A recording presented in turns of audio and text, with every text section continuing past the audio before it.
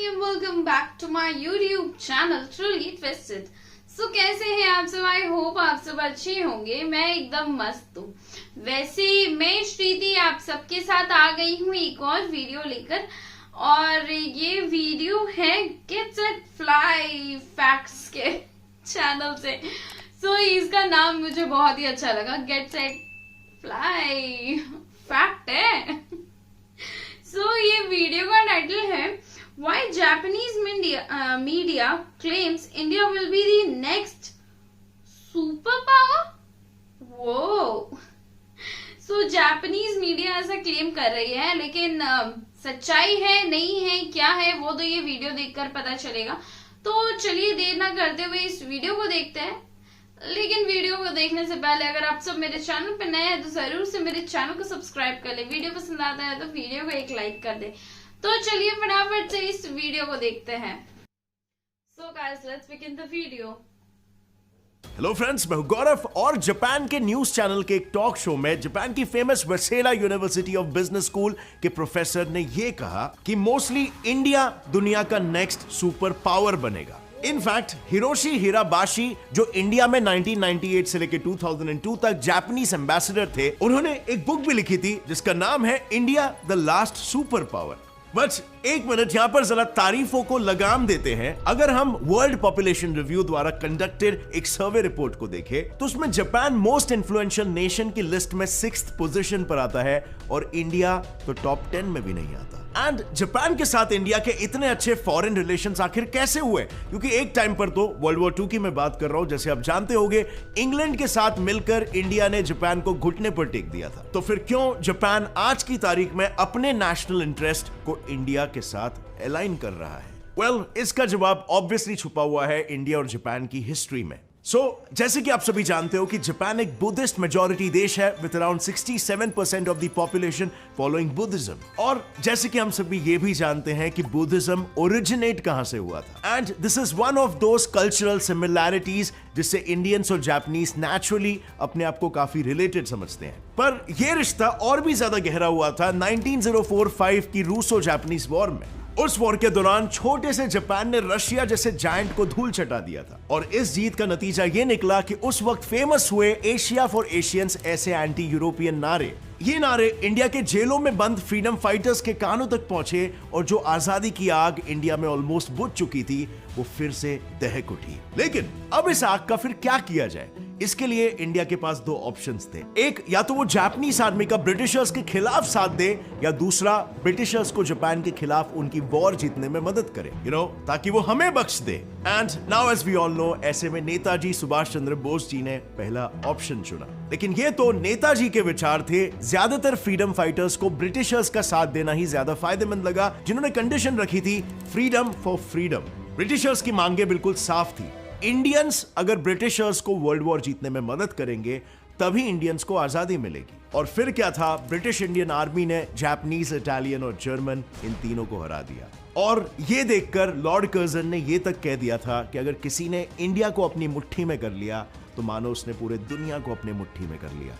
लेकिन भले Indian army ने ब्रिटिशर्स के साथ मिलकर जापान को बुरी तरह हरा दिया था, यूएस के न्यूक्लियर बॉम्ब से चकनाचूर हुए जापान को लार्ज क्वांटिटीज में आयरन ओर सप्लाई करके फिर से अपने पैरों पर खड़ा करने का पहला कदम भी इंडिपेंडेंट इंडिया ने ही उठाया। इनफैक्ट वर्ल्ड वॉर 2 के बाद जब सारी जीती हुई western countries international military tribunal for the far east IMTFE के जरिए जापान पर वॉर क्राइम्स का इल्जाम लगाकर उनसे पनिशमेंट के तौर पर और भी ज्यादा पैसे ऐंठना चाहती थी ताकि वो पूरी तरीके से बर्बाद हो जाए, तब अगेन इंडिया ही वो देश था जो इसके अगेंस्ट खड़ा था। इंडियन जज राधा विनोद पाल ने पूरे इंटरनेशनल पैनल के विपरीत जाकर जापान को बचाया, और इस बात पर काफी स्ट्रांगली अड़े रहे कि जो कंट्री वॉर में ऑलरेडी अपना सब कुछ खो चुकी है उसे और ज्यादा पनिश करना जास्ती है। But as we all know, एक अंडर डेवलप्ड देश के ब्राउन स्किन जज की बात मानना वेस्टर्न देशों के शान के खिलाफ था, और इसीलिए उन्होंने 1951 में अपनी अलग कॉन्फ्रेंस की, सैन फ्रांसिस्को पीस कॉन्फ्रेंस के नाम से, और वहां पर सभी वर्ल्ड वॉर 2 जीते हुए देश हारे हुए देशों पर दुनिया भर के रेस्ट्रिक्शंस लगाने लगे। बट गेस व्हाट, वेस्ट के तरफ से लड़ने के बावजूद भी Indian prime minister Jawaharlal Nehru ने ऐसी अनफ्रेंड्स कॉन्फ्रेंस का हिस्सा बनने से बिल्कुल इनकार कर दिया, और अगले ही साल जापान के साथ अपनी एक अलग पीस ट्रीटी साइन करके जापान जापान पर बिलीव करके उसके साथ रिलेशंस आगे बढ़ाए, जिसके जरिए इंडिया ने ऑफिशियली जापान को उसके हर छोटे बड़े प्रॉब्लम्स में मदद करने का संकल्प लिया। और आखिर इंडिया के इन्हीं सब ह्यूमैनिटेरियन एक्शंस के चलते इंडिया और जापान के रिश्ते फाइनली इतने मजबूत हुए कि लिटरली 1989 में जब उनके एम्परर शोवा चल बसे थे, तब पूरे इंडिया में 2 मिनट्स का मौन रखा गया था, जिसने जापानियों के मन में इंडिया के लिए इज्जत और भी ज्यादा बढ़ा दी। अब फ्रेंड्स, आगे बढ़ने से पहले मैं आपको एक इंपॉर्टेंट अपडेट देना चाहता हूं। Over a period of time, जैसे आप सभी देख ही रहे हो कि गेट्स इट फ्लाई के वीडियोस में काफी क्वालिटी चेंजेस हो रहे हैं, क्योंकि गेट्स इट फ्लाई की टीम एक्सपैंड कर रही है और हमें क्रिएटिव जीनियसेस की तलाश है। हमें क्रिएटिव और होशियार लोग चाहिए, एजुकेशन नहीं बल्कि हंगर, स्किल्स और एक्सपीरियंस चाहिए। और फिलहाल हम video editor, content writer, social media marketer ढूंढ रहे हैं और ये सारी पोजीशंस मैंने हायरिंग पर पोस्ट कर दी है। अगर आप इंटरेस्टेड हो तो आपको बस सीधा वहां पर जाकर अप्लाई करना है। और इन केस आपको इधर अपने मतलब की जॉब ना भी मिले तो टेंशन नॉट, क्योंकि हायरिंग पर 120 के कंपनीज ऑलरेडी हायर कर रही है। इस ऐप के थ्रू आपकी डायरेक्ट हायरिंग से पहले सीधा गेट्स इट फ्लाई के टीम मेंबर्स और टीम लीडर्स से होगी और आपका फाइनल इंटरव्यू मेरे साथ होगा। So you can better know about the company and our values. और ये सिर्फ मेरे लिए नहीं बल्कि हायरिंग पर किसी भी कंपनी के साथ आप ऐसा इंटरेक्शन रख सकते हो, डायरेक्टली हायरिंग मैनेजर्स और टीएल से बात कर सकते हो। और क्योंकि यहां पर कंसल्टेंट्स का कोई भी चक्कर नहीं है, इसलिए स्कैम होने के चांसेस भी नहीं होते। तो click on the link in the description now और ढूंढो अपने मनपसंद का जॉब। And now coming back to the topic. अब अगर हम प्रैक्टिकली देखने जाए ना, तो मिलिट्री पावर और ह्यूमैनिटेरियन बिहेवियर ही वो दो चीजें नहीं है जिसकी वजह से जापान को ऐसा लगता है कि इंडिया सुपर पावर बनेगा। According to world population review report, किसी भी कंट्री को सुपर पावर डिक्लेयर करने के लिए उसमें एटलीस्ट 5 चीजें होनी बहुत ही जरूरी है। Number 1 military alliances, number 2 international alliances, number 3 political influence, number 4 economic influence and lastly strong leadership, जिनमें से इंडिया के पास 3 चीजें तो पहले से ही है। Like number 1 military alliance. आज UAE, Russia, France, Israel, Afghanistan and in fact US भी मिलिट्री में हमारा एलाय है। और अगर हम नंबर 2 की बात करें जो है इंटरनेशनल अलायंस, तो मेजर इंटरनेशनल फोरम्स जैसे यूएन, G20 और FATF जैसे और भी इंटरनेशनल ग्रुपिंग का इंडिया फाउंडर मेंबर है। और इस वजह से इंडिया के इंटरनेशनल अलायंसेस ऑलमोस्ट हर कंट्री के साथ अच्छे हैं। और नंबर 3 की अगर हम बात करें तो वो है स्ट्रॉन्ग लीडरशिप। इंडिपेंडेंस के बाद पहले प्रधानमंत्री नेहरू जी ने NAM मूवमेंट को स्टार्ट किया था, जिसने वर्ल्ड को यह क्लियर मैसेज दिया था कि इंडिया एक सेल्फ मेड लीडर है। और आज भी मोदी जी के पॉलिसीज जितना हो सके इंडिया को सेल्फ रिलायंट बना रहे हैं। और यही वजह है कि कोविड के टाइम पर हमने वैक्सीन खुद क्रिएट किए और हमने दुनिया भर में डिस्ट्रीब्यूट भी किया, वो भी ऐसे टाइम पे जब दुनिया भर में पैनिक और अफरा तफरी मची थी और कोई किसी की हेल्प करने को तैयार नहीं था। अब बात करते हैं हमारे पास क्या नहीं है, और वो है 2 चीजें, political influence and economic influence. इस चीज को अचीव करने के लिए हमें यूएन सिक्योरिटी काउंसिल UNSC में परमानेंट सीट की जरूरत है। और ये सीट जापान हमें दिलवा सकता है, क्योंकि जब से यूनाइटेड नेशंस बना है तब से उसके परमानेंट सीट पर बस 5 देश बैठे हुए हैं, यूएस, रशिया, यूके, चाइना और फ्रांस। एंड इंटरेस्टिंगली यही वो 5 देश है जो वर्ल्ड वॉर 2 के बाद काफी अच्छे खासे कंडीशन में थे। पर वो दौर कुछ अलग था और आज 70 साल बाद वर्ल्ड ऑर्डर बदल चुका है। अब वक्त आ गया है कि UNSC के परमानेंट सीट्स में भी एडिशंस हो। बट जैसा कि हम सब जानते हैं, UNSC की सबसे बड़ी प्रॉब्लम यह है कि उसके परमानेंट मेंबर्स जो किसी भी रेजोल्यूशन का समर्थन या रिजेक्शन उसके प्रोज एंड कॉन्स को देखकर नहीं करते, वो इंस्टेड अपने पर्सनल इंटरेस्ट के हिसाब से डिसीजंस लेते हैं। फॉर एग्जांपल, यहां पर जापान और इंडिया की ही बात ले लो, जो करीब 2004 से जर्मनी और ब्राजील के साथ मिलकर UNSC की परमानेंट मेंबरशिप के लिए पुश कर रहे हैं। लेकिन चाइना है कि इन दोनों कंट्रीज के साथ चल रहे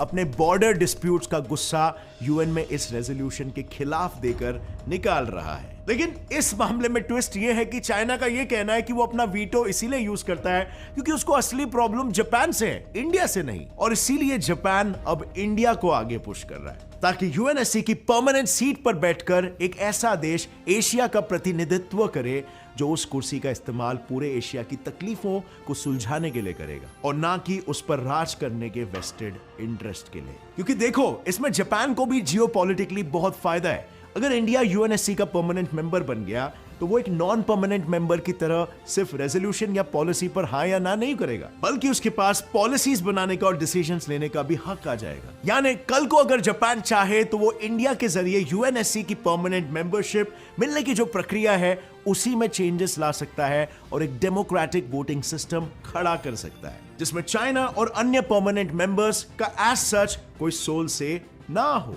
अगर majority of non permanent members भी किसी कंट्री को एक सुपर पावर मानते हैं और उसके सपोर्ट में वोट करते हैं तो चुपचाप उसे परमानेंट सीट दे दो। इसमें ताकत भी अनेकों देशों के बीच बंट जाएगी और दुनिया के किसी भी मामले में कुछ चुनिंदा देश अपनी मनमानी नहीं कर पाएंगे। यानी all in all, for all this to happen, India is the key, जिसका एहसास करंट जापानीज गवर्नमेंट के साथ साथ फॉर्मर जापानीज प्रधानमंत्री शिंजो एबे को भी था, जिन्होंने ओपनली ये कहा था कि इंडिया और जापान का रिश्ता दुनिया के सबसे इंपॉर्टेंट रिश्तों में से एक है और ये जापान के नेशनल इंटरेस्ट में है कि वो इंडिया के साथ ये रिश्ता हमेशा बनाकर रखे। और अगर यहां पर हम जापान का रिश्ता चाइना के साथ देखें तो उनका रिश्ता भी बिल्कुल सेम है जैसा हमारा रिश्ता चाइना के साथ है। उनका भी सेनकाकू आइलैंड्स को लेकर लैंड डिस्प्यूट चल रहा है। एक बोलता है ये आइलैंड मेरा है तो दूसरा बोलता है ये मेरा है, and hence the rivalry. But यहां पर अभी अगर देखा जाए तो दोनों का ट्रेड रूट इंडियन ओशन से होकर गुजरता है, जिसमें चाइना के कई मेजर बेसेस भी हैं और उसमें अपॉइंटेड है 44 से भी ज्यादा सबमरीन्स जो दुश्मनी निकालने के लिए कभी भी छुपके से जापानीज ट्रेड वेसल्स को डुबा भी सकता है। बट इंडियन ओशन में इंडियन नेवी की पकड़ काफी स्ट्रांग है और इंडियन नेवी जापानीज वेसल्स के अगेंस्ट कुछ ऐसा होने नहीं देगा और इसीलिए भी जापान हमें सपोर्ट करता है। So that brings us back again to the question कि जापानीज मीडिया का यूं इंडिया की इतनी तारीफ करना उनका इंडियंस और उनके दिमाग के लिए इज्जत का नतीजा है या फिर ये रिपोर्टेज या सॉफ्ट इन्फ्लुएंसिंग का एक जरिया है जिससे इंडियंस के इमोशनल दिलों को जीतने की साजिश चल रही है for their own national interest. Well, वजह जो कुछ भी हो, लेकिन यही तो असली काम होता है ना मीडिया का, कंट्री के नेशनल इंटरेस्ट को ध्यान में रखते हुए न्यूज रिपोर्ट को पेश करना और ना कि हर समय अपने ही देश को कोसते रहना और इश्यूज को सेंसेशनलाइज करना। वेल, इस विषय पर आपका क्या कहना है, मैं जानना चाहूंगा आपके विचार नीचे कमेंट सेक्शन में। और अगर इस वीडियो से आपको कुछ भी नया सीखने मिला, एक लाइक जरूर ठोकना। Get set fly fact channel को अभी सब्सक्राइब कर लो और बेल नोटिफिकेशन दबाओ क्योंकि ऐसे एजुकेशनल वीडियोस आपको यहाँ पे देखने मिलेंगे। So thank you guys video को आखिर तक देखने के लिए। अगर आपको एडिटर, कंटेंट राइटर या सोशल मीडिया मार्केटर की पोजीशन में इंटरेस्ट है और गेट सेट फ्लाई टीम के साथ काम करना चाहते हो तो हायरेक्ट पे हमारे जॉब पर अप्लाई करना मत भूलना। और अगर आपका फील्ड ही अलग है देन ऑल्सो वरी नॉट, क्योंकि यहाँ पर 120K प्लस कंपनीज हायर कर रही है। So click on the link in the description now. Stay tuned friends, stay curious, keep learning and keep growing. जय हिंद। तो गाइज ये वीडियो तो काफी अच्छा रहा जहां हमें कुछ ज्यादा ही इंफॉर्मेशन मिल गया है, चाहे वो जापान के तरफ से हो या चाहे वर्ल्ड वॉर 2 की तरफ से हो। सारा ही इंफॉर्मेशन हमें क्लियर कट इस वीडियो से पता चल ही गया है। लेकिन जो बात है क्लियर है, इससे तो ये एक चीज मुझे क्लियर पता चल रहा है कि चाइना कभी नहीं चाहेगा कि इंडिया एक सुपर पावर बने, क्योंकि वो कभी वो जगह नहीं छोड़ने वाला और ना ही जगह बनाने वाला है यूएनएससी में इंडिया के लिए। एंड रहा बात है इंडिया की सारी पॉलिटिकल हो गया या इकोनॉमिकल अलायंसेस जो भी हैं जो पावरफुल बना सकता है इंडिया को, तो कोई नहीं, थोड़ा थोड़ा करके ही सही, लेकिन इंडिया स्ट्रॉन्ग कंट्री जरूर से बन जाएगा। And no doubt super power जल्द ही बनेगा। चाहे दूसरी कंट्रीज कितना ही क्यों ना चाहे कि इंडिया आगे ना बढ़े, लेकिन इंडिया तो आगे बढ़ेगा ही एंड तरक्की करेगा। आखिर हमारे पास एक बहुत ही अच्छा स्ट्रॉन्ग लीडरशिप